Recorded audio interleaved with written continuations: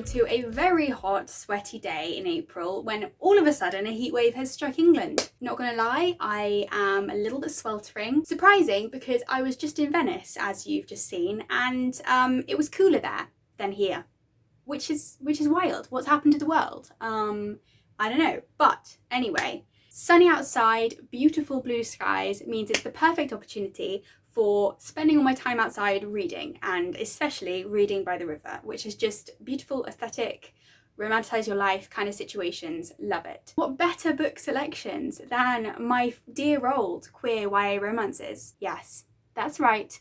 As you've seen from the title of the video, this is episode 6 of my quest to find the best queer YA romance out there.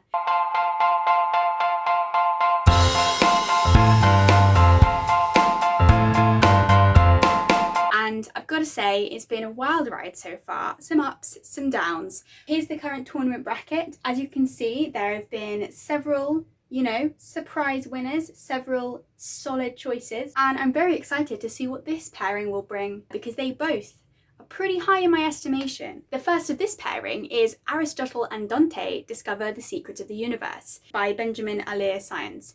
And I have definitely read this before. I read it a few years ago and I remember it being sweet, but I don't remember it really sticking out to me, which is interesting because it's obviously one of the defining queer YA romance books, like of the genre. It was one of the ones to come out that, everybody read, and it caused a bit of a stir in the YA world, and the genre has picked up a lot of steam since then. So I'd be interested to compare this, and I'll read it again, to a much newer release. I think it was released this year, in fact, which is She Gets the Girl by Rachael Lippincott and Alyson Derrick. First of all, a very beautiful book. I'm obsessed. But also, it just seems really sweet. It's like an enemies to lovers thing, and it's sapphic, and it's just going to be really sweet.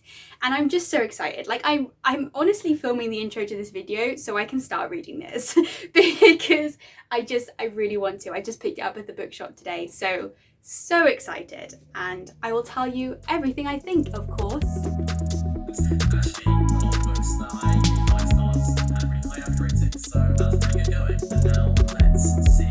Well, hello. I am now 100 pages through She Gets the Girl by Rachael Lippincott and Alyson Derrick. It's proving to be a bit of an interesting one, actually, because for the first time in this series so far, it's set in uni instead of school, which is very interesting. I didn't expect that. I honestly, again, didn't go into this knowing anything about the story, except for She Gets the Girl as the title I assumed meant it was a sapphic relationship that ended happily. I'm hoping that's true.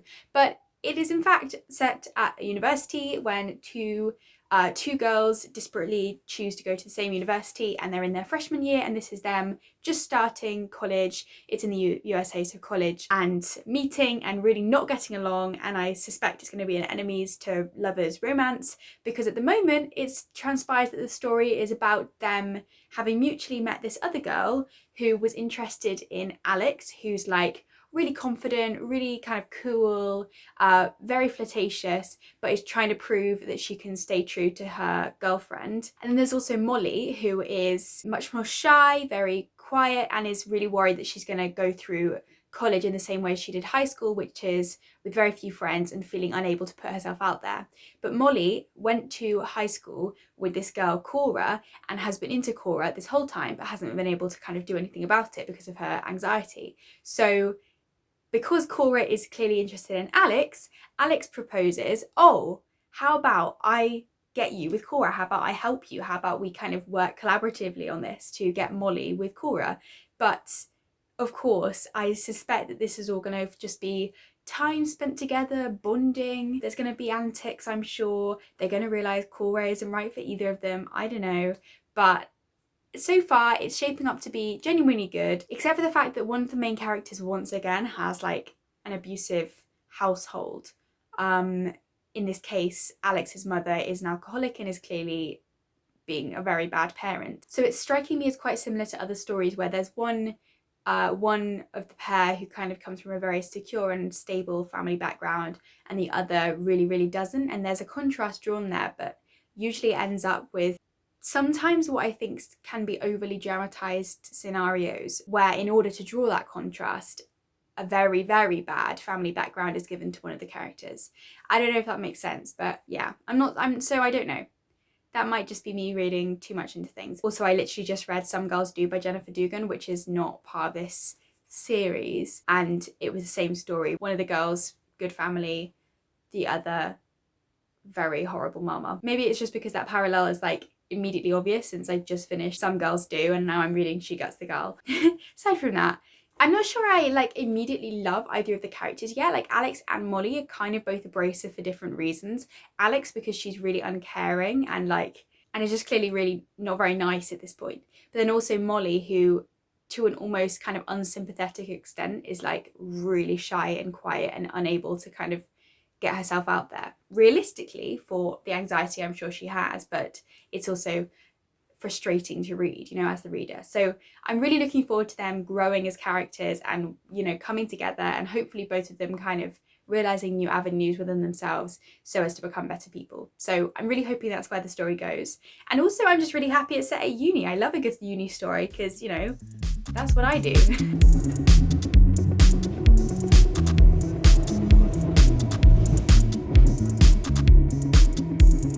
Was She Gets the Girl one of the best romances I've ever read?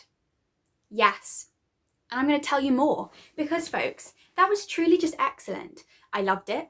I love the cover. I love the fact that it's written by two married women. I love the fact that it's got such contrasting main characters. I love the fact that both characters show such excellent character growth. We have Molly, who starts extremely anxious, needing a lot of getting out of her comfort zone in order to appreciate the university experience.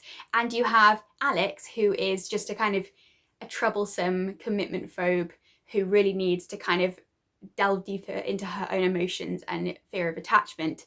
And then you get a wonderful little enemies to friends to lovers that's just two people growing and learning together. And it's set at university. Like, I just loved it. I gave it 4.5 stars. Yes, 4.5 stars for a romance.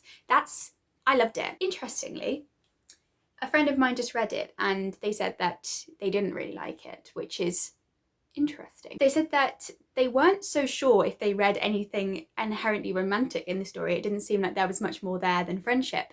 And I was like, that's an interesting point to make. I guess it feeds into a wider discussion about what exactly people are representing in books when they're getting you to kind of believe in a romance. You know, there's often friendship level connection or sexual attraction, but often those two things together are taken to be demonstrating romantic attraction, which I don't think is necessarily the case. And taking my friend's approach on this book, you could argue that there's very few scenes that necessarily demonstrate romantic interest instead of friendly interest, platonic interest. But you know what? If anything clinched the deal for me, it was the dramatic scene right at the end involving running through a library in a ball gown. Yes, at heart, I haven't moved on since watching Cinderella when I was a child, and that's really all that there is. I'm sorry, I can't say anything more.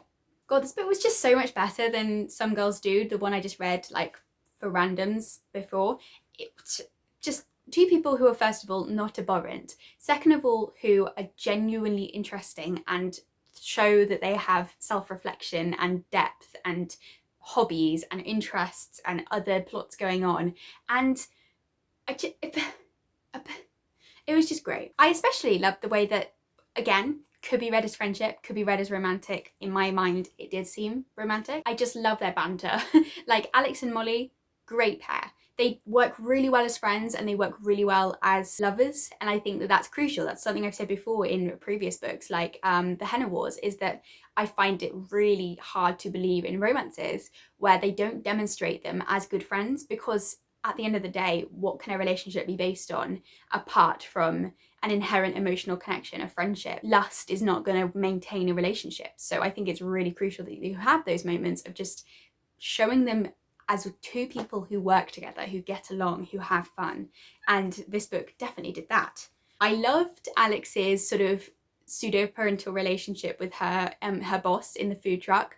excellent. That whole development was just so lovely. I love the discussion of financial difficulties around school. I was really interested in the storyline with Molly's mother, who is ethnically Korean, but was adopted by like very white parents into a very white sort of American situation and completely lost her Korean cultural identity, but moreover kind of developed a sort of very deep internalized racism, and therefore was kind of very abrasive towards shows of Asianness. For example, going to a Korean food shop. The way that Molly is dealing with that, like a generational trauma of internalized racism, so interesting and so worthwhile. I haven't seen that kind of represented in a book before, I don't think. So that was wonderful. And moreover, neither of their queer identities are connected to negativity. Neither of them. There's not even a kind of someone's vaguely homophobic about it. Not at all. It's just two people who happen to be queer, who happen to have a bit of a misunderstanding, then happen to become friends, and then happen to fall in love, with some hilarious reasoning behind the reason they become friends as well, which involves Alex trying to show the person she thinks is her girlfriend that she can be a good girlfriend, but in doing so, everything just goes completely differently. Completely respect your opinion, my friend, but you're wrong. Although if I'm being honest, there were a couple of criticisms I did write down myself, including the fact that the subplots such as that anti-Asian internalized issue was not really delved into very deeply, and similarly a lot of the secondary characters were kind of mentioned and then there wasn't much development of them or contribution to the plot from them in much of a way either. So could have been more attention to that, but as it was good. It was well paced, it was engaging, it was fun, and it was lovely. So now, on to Aristotle and Dante. Coming to you from Bali with an update on Aristotle and Dante Discover the Secrets of the Universe. I'm 33% through and I'm enjoying it so much more than I remember myself enjoying it the first time around. I think because there's actually a kind of a layer of sort of philosophical language and thought to it. It's less action-based and it's much more kind of low-key, much more character-based. I'm really enjoying it this time around. I don't know what I'm going to rate it. I don't have any feeling on that yet, but I can certainly say that both Aristotle and Dante I love deeply. We've just had the scene where they're in hospital and the interaction between them when one sees the other after some injury, which I won't go into, it's just so like my heart was smiling. I was just like quaking in my seat about the kind of the burgeoning gay, if you will, the way that they were so obviously feeling something for each other that wasn't spoken yet. Don't remember the book ending very happily, so I'm kind of waiting for that depression. But otherwise, it has been a good time. By the way, apologies for the really weird painting in the background. This is my room sharing in our villa, and for some reason there's a really strange painting of half-naked women on the wall, which is kind of funny, it's kind of sad.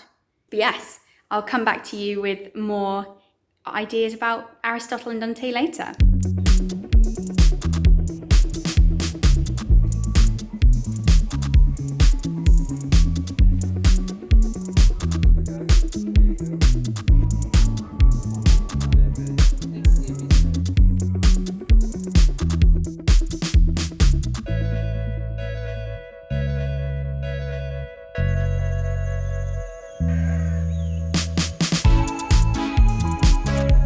Okay, I'm now 75% of the way through Aristotle and Dante, I think, and I'm definitely enjoying myself. Like, it's really a very engaging story. I'm having a great time. I'm reading it very quickly, but I have noticed some flaws in the kind of the writing itself, like the fact that there's quite a lot of repetition of this motif of like finding the secrets of the universe or the mysteries of the universe, but it's kind of just chucked in occasionally, and I'm like, what are you getting at here? There's not really kind of development of that metaphor so much.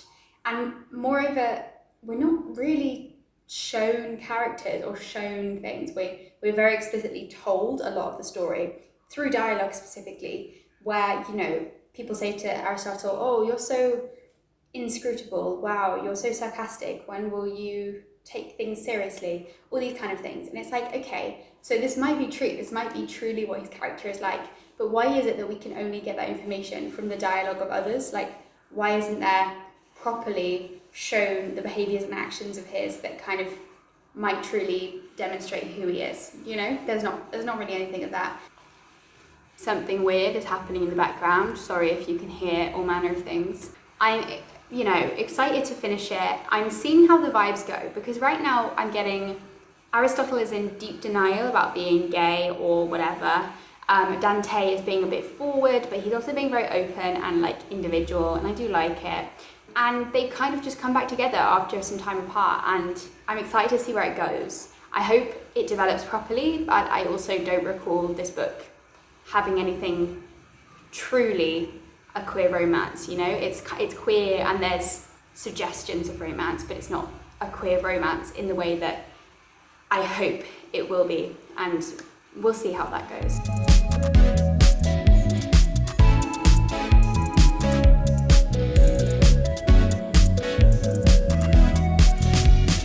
So we are finished, and final thoughts on Aristotle and Dante Discover the Secrets of the Universe are,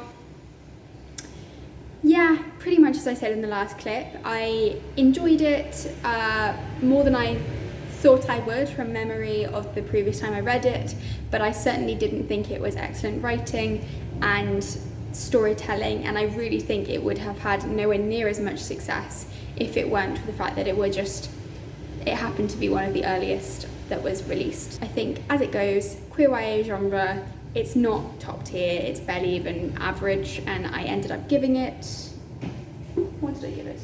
And I ended up giving it 3.25 stars. So I think that was slightly less than last time. I believe I either gave it 3.5 or 4, probably 4, because at the time I don't think I was on Storygraph. But I thought it was middling at best. Still enjoyed some aspects of it. I did like the way that the whole reveal of feelings happens, but it was so rushed at the end. There wasn't any actual development of the romance itself. It was more just Dante being into it and Ari not, until finally Ari kind of gets his act together. And we want more happiness, you know? I've said this many a time, I want to see the happy queer content, and there was none of that. And there also certainly wasn't much in the way of a queer community, although of course one contributing factor to the way that Ari's parents take it so well, or just generally the fact that they have some adults around them who are not going to chuck them out for being queer, is that there was a family member who was queer who plays a reasonably key role in their lives, although of course, as I said before, narrative telling not so excellent, so she's just dropped in right kind of at the correct time to be like, oh wait, she was gay too. So yeah, fine, but not groundbreaking except for chronologically, and there have been many books that have been better, including the winner of this little competition, which is She Gets the Girl by those two. Like, you saw this coming and I saw this coming, but it was good to test the theory anyway and reread Aristotle and Dante and just be confirmed, just confirm what I already thought I knew, which is that She Gets the Girl, certainly better, certainly top tier. And you're really throwing me off. You're just looking at me. So thank you very much for joining me, and feel free to leave a comment on what you thought of these books if you read them before, and see you next time. Goodbye.